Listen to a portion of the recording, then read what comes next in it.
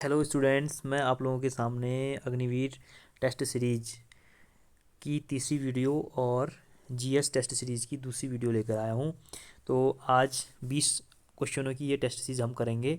ये सिर्फ अग्निवीर के लिए नहीं बल्कि राज्य में या देश में आयोजित होने वाली विभिन्न अन्य प्रतियोगिताओं के लिए भी बहुत ही इंपॉर्टेंट टेस्ट सीरीज है।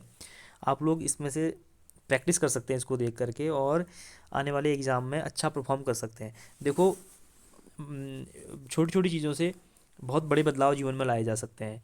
तो हम सिर्फ 20 क्वेश्चनों का ये टेस्ट सीरीज लेके आए हैं। 20 क्वेश्चन बहुत कम समय में आप लोग आसानी से याद कर सकते हैं। समय भी बहुत कम लगता है, छोटी छोटी चीज़ें हैं और ये एक दिन ये छोटी छोटी चीज़ें आपके एग्ज़ाम के लिए बहुत ही महत्वपूर्ण साबित हो जाएंगी, आपको पता भी नहीं चलेगा।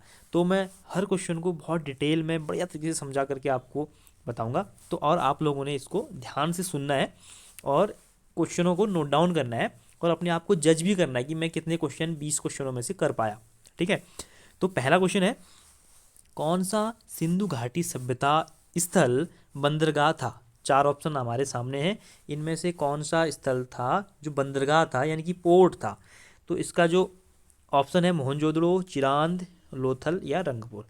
इसका सही आंसर है ऑप्शन सी, लोथल। लोथल जो है भोगवा नदी के किनारे गुजरात में स्थित एक नगर था जो बंदरगाह था। और इसमें जो एक ऑप्शन है मोहनजोदड़ो, ये बहुत इंपॉर्टेंट ऑप्शन है, इससे बहुत ही क्वेश्चन बनते हैं। राखलदास बनर्जी ने सन 1922 में इसको खोजा, एक क्वेश्चन तो ये बनता है। दूसरा क्वेश्चन ये बनता है कि इसको मृतकों का टीला या प्रेतों का टीला के नाम से भी जाना जाता है। और यहाँ पर विशाल अन्नागार और विशाल स्नानागार ये मिले हुए हैं मोहनजोदड़ो, और ये सिंधु नदी के किनारे स्थित है। ये भी क्वेश्चन पूछा जाता है बहुत बार। ठीक है, तो अगला क्वेश्चन है, मथुरा किस नदी के किनारे स्थित है? मथुरा उत्तर प्रदेश में पड़ता है। भगवान श्री कृष्ण ने अपने बचपन के का एक बहुत बड़ा हिस्सा मथुरा में बिताया और मथुरा जो है वो यमुना नदी के किनारे स्थित है। ठीक है, बहुत इंपॉर्टेंट है। अगला क्वेश्चन, मानस अभयारण्य कहाँ स्थित है? मानस अभयारण्य कहाँ स्थित है? असम, सिक्किम, बंगाल या उड़ीसा? बहुत सिंपल, इसका आंसर जो है असम में मानस अभयारण्य है, असम। और इसके अलावा असम में एक और अभयारण्य है, नेशनल पार्क है, जिसका नाम है काजीरंगा नेशनल पार्क।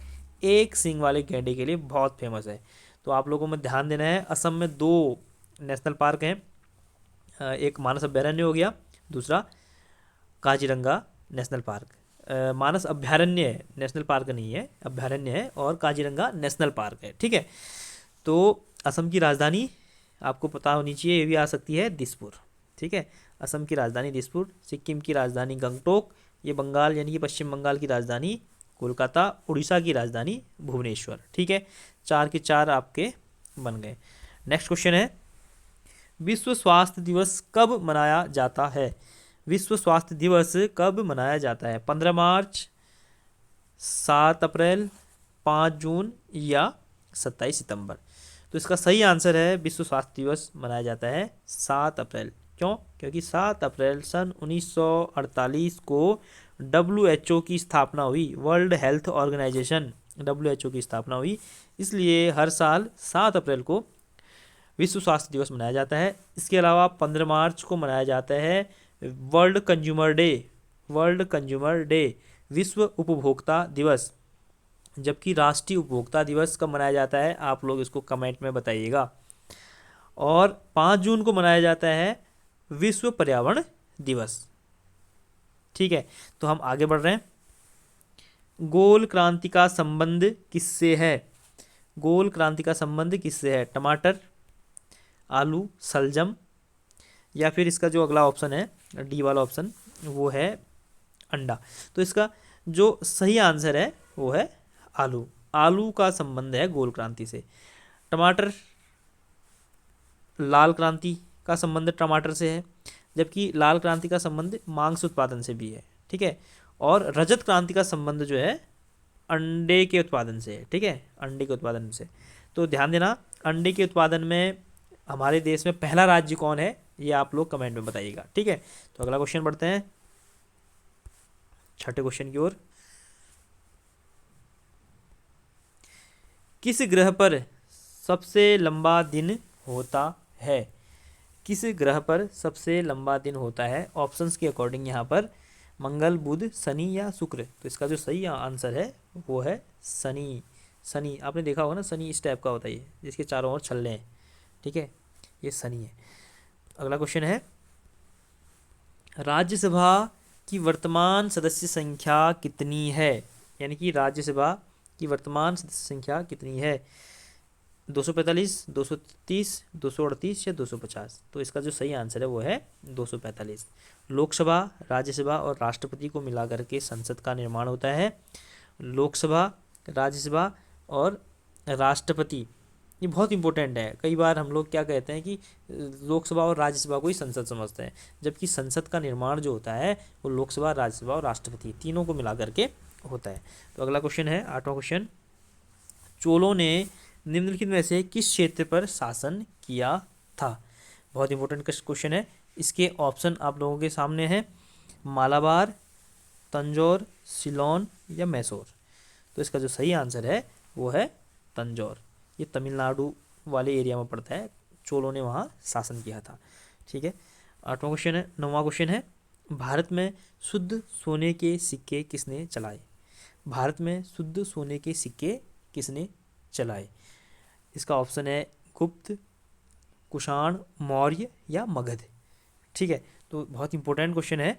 इसका जो सही आंसर है शुद्ध सोना, देखो शुद्ध सोने की बात अगर करेगा तो उसका आंसर क्या हो जाएगा? कुषाण। कुषाणों ने सबसे ज़्यादा शुद्ध सोने के सिक्के चलाए, जबकि गुप्तों ने सबसे ज़्यादा सोने के सिक्कों का निर्माण कराया, ठीक है।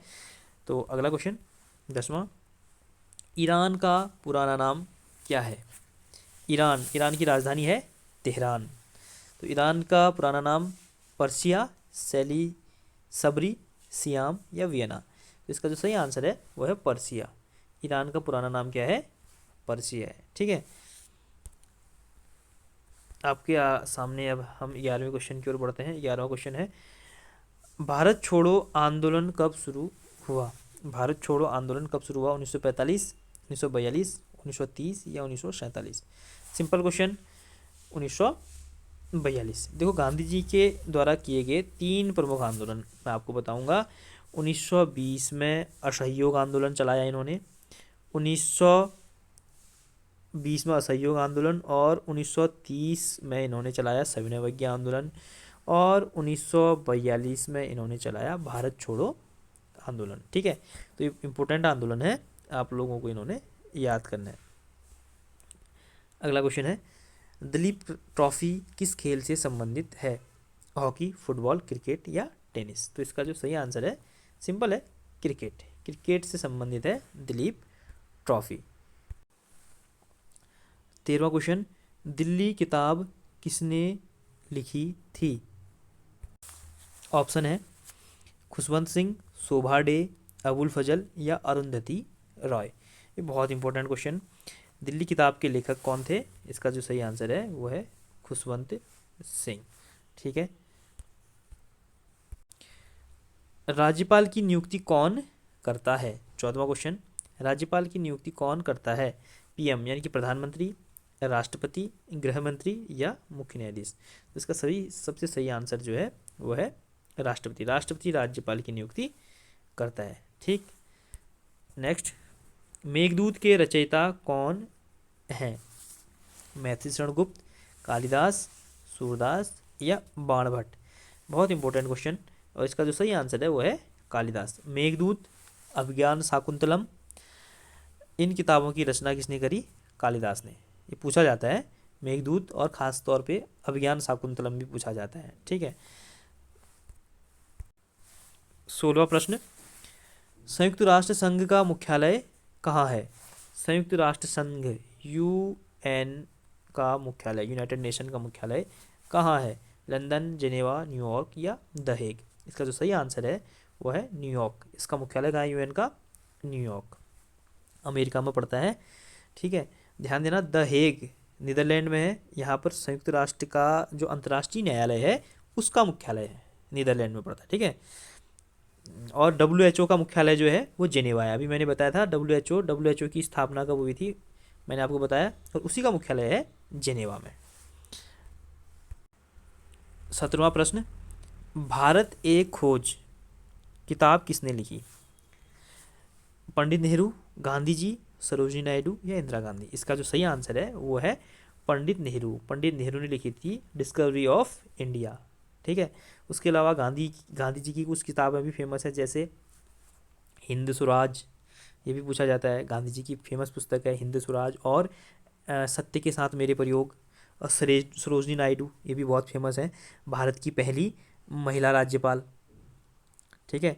उसके बाद इंदिरा गांधी, भारत की पहली महिला प्रधानमंत्री। ठीक है। ये भारत में सरोजिनी नायडू जो थी, भारत में उत्तर प्रदेश की पहली महिला राज्यपाल बनी। भारत की पहली महिला राज्यपाल नहीं, बल्कि भारत में उत्तर प्रदेश राज्य की पहली महिला राज्यपाल, क्योंकि देश का राज्यपाल नहीं होता, बल्कि देश का क्या होता है, राष्ट्रपति होता है। ठीक है। नेक्स्ट प्रश्न है, भूमध्य रेखा कितने अक्षांश से होकर गुजरती है? इसका जो ऑप्शन है 30 डिग्री, 0 डिग्री, 90 डिग्री या 60 डिग्री। तो देखेंगे, ये जो है पृथ्वी, इसको हम मानते हैं गोल पृथ्वी है, इसके बीचों बीच एक रेखा, एक वृत्त जाता है ऐसे, उसको ही बोलते हैं भूमध्य रेखा। ये जो भूमध्य रेखा होती है, ये 0 डिग्री अक्षांश पर स्थित होती है, से होकर गुजरती है। ठीक है। 0 डिग्री अक्षांशों से गुजर के जाती है। तो इसका सही आंसर क्या है? बी आंसर है। अगला प्रश्न है 19वां, भारतीय राष्ट्रीय कांग्रेस की स्थापना किसने की थी? डफरिन, एओ ह्यूम, जॉर्ज यूल या दादा भाई नौरोजी? तो इसका जो सही आंसर है वो है एओ ह्यूम। ठीक है। ये भारतीय राष्ट्रीय कांग्रेस के संस्थापक थे, और कभी भी ये भारतीय राष्ट्रीय कांग्रेस के अध्यक्ष नहीं बने, बल्कि 5 बार सदस्य बने। और भारतीय राष्ट्रीय कांग्रेस के जो पहले अध्यक्ष अगर पूछा जाएगा आपसे, तो वो होंगे WC बनर्जी, व्योमेश चंद्र बनर्जी। और एक चीज़ ध्यान देंगे, भारतीय राष्ट्रीय कांग्रेस की स्थापना जो हुई थी 1885 को हुई थी मुंबई में। ठीक है। उस समय बम्बई कहते थे, तो बम्बई में इसकी स्थापना हुई थी। और इसके पहले अध्यक्ष WC बनर्जी। और यहाँ पर ऑप्शन में जो डफरिन है, ऐसा माना जाता है कि ये कांग्रेस जो थी डफरिन के दिमाग की उपज थी। ठीक, ऐसा आ जाए क्वेश्चन कि डफरिन के दिमाग किसके, कांग्रेस किसके दिमाग की उपज थी? डफरिन के। साथ ही जॉर्ज यूल जो थे, वो पहले अंग्रेज अध्यक्ष थे इसके। और दादा भाई नौरोजी जो थे, वो इसके पहले पारसी अध्यक्ष थे कांग्रेस के। ठीक है। नहीं, तो अगला क्वेश्चन है 20वां क्वेश्चन, उसकी तरफ बढ़ते हैं हम अब। दक्षिण अफ्रीका की राजधानी कहाँ है? दक्षिण अफ्रीका की राजधानी कहाँ है? इसमें ऑप्शन है प्रिटोरिया, जोहान्सबर्ग, मापुतो या इनमें से कोई नहीं। तो इसका जो ऑप्शन में जो इसका सही आंसर है वो है प्रिटोरिया, इसकी राजधानी है। दक्षिण अफ्रीका की राजधानी कहाँ है? प्रिटोरिया। तो आज के जो ये 20 क्वेश्चन है आप लोगों के लिए बहुत इंपॉर्टेंट है, और आप लोग इनको बहुत अच्छे तरीके से पढ़ें। साथ ही साथ हमारे साथ बने रहें, और इस वीडियो को अधिक से अधिक लोगों तक शेयर करने की कोशिश करें। ठीक है। तो आज के लिए इतना ही, मिलते हैं हम अगली सीरीज़ में। अगला जो टेस्ट सीरीज़ होगी उसमें आपको साइंस के क्वेश्चन 20 बताए जाएंगे। ठीक है। तो आज के लिए बस इतना ही, धन्यवाद।